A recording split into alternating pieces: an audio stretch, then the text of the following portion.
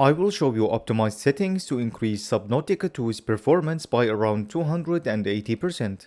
Subnautica 2 offers the expected number of graphics options from an Unreal Engine 5 title. However, it is way more demanding than it has the right to be. So, let's see where we can squeeze out more performance. But first, let's take a look at CPU performance. Using CPU intensive settings, I still wasn't able to make the CPU become the bottleneck, as the game is still way too GPU intensive. The frame rates reached around the mid-70s at this point, and the CPU still had some headroom left. So rest assured, this game is light on the CPU and will reach high frame rates easily, assuming your GPU can handle it. Speaking of, let's get into the settings. Starting with underwater blur, which on paper should create this nice looking distant effect underwater, but in practice it kind of degrades the image as it uses a low quality depth of field and there is no way to control its quality. It also decreases performance by over 2%, so for the best image quality and slightly higher performance, keep it disabled. For upscaling, the game only supports TSR and DLSS, and both native and 67% resolution scaling TSR suffer from noticeable shimmering, unlike DLSS, which manages it very well. Other than that, they mostly look the same. Performance-wise, TSR 67% and DLSS quality perform the same. Therefore, I recommend DLSS quality if your GPU supports it. Otherwise, use TSR 67%.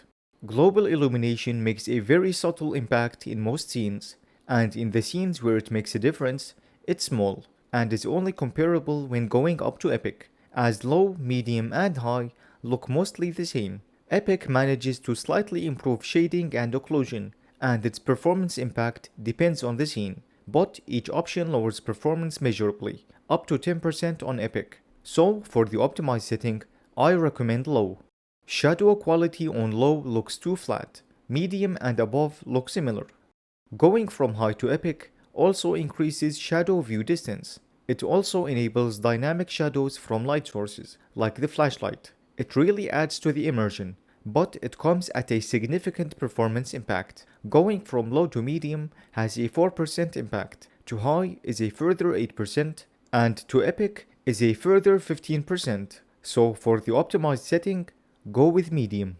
View distance on medium doesn't make a noticeable difference, while high and Epic make gradual improvements, and this was consistent in other scenes as well. In fact, this setting doesn't really affect image quality in most scenes, as the objects it affects are lightly used in this game. Performance-wise, medium performs similarly to low, while high and Epic noticeably impact performance, so I recommend using medium for the optimized setting.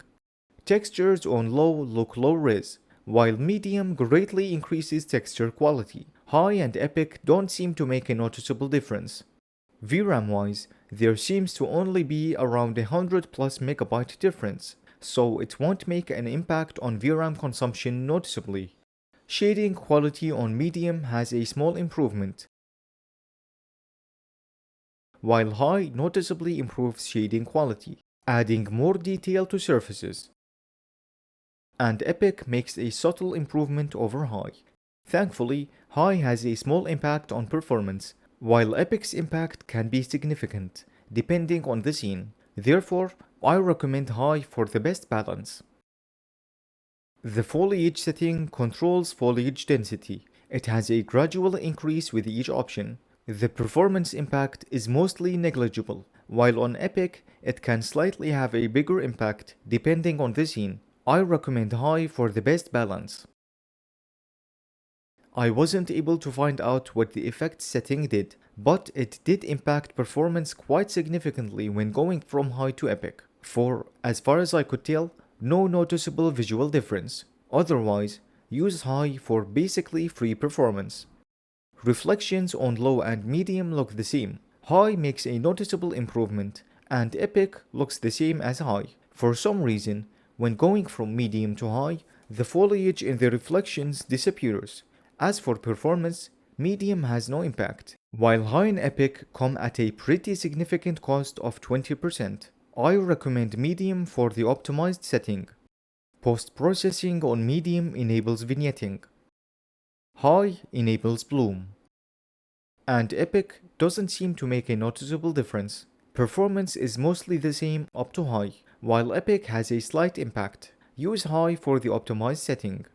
For the landscape setting, after many tests, I wasn't able to find any difference in image quality or performance. Use Epic. The clouds on low can look a bit grainy, while higher options look ever so slightly better with each option. But even side by side, it is still very hard to tell the difference. Thankfully, there doesn't seem to be a noticeable performance impact, even on Epic, which is my recommendation for this setting. Here are the optimized settings. Feel free to increase global illumination and reflections if you have spare performance. Now let's get into the comparisons. Starting with max settings at native 1440p. The game runs like crap, averaging 14 FPS. It definitely shouldn't be this demanding given what it is doing. It's also using around 8 gigs of VRAM. Switching to the optimized settings, the game now averages around 30 FPS. That's a 115% increase. Not bad. And VRAM usage dropped by 1 GB.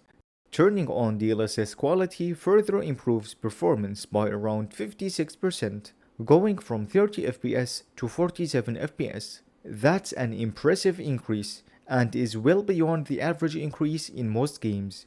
So, what do you guys think of this game's optimization? But before going, I want to give a big thanks to everyone supporting the channel. And if you would like to help out and get access to the highest quality versions of my latest videos, consider becoming a patron.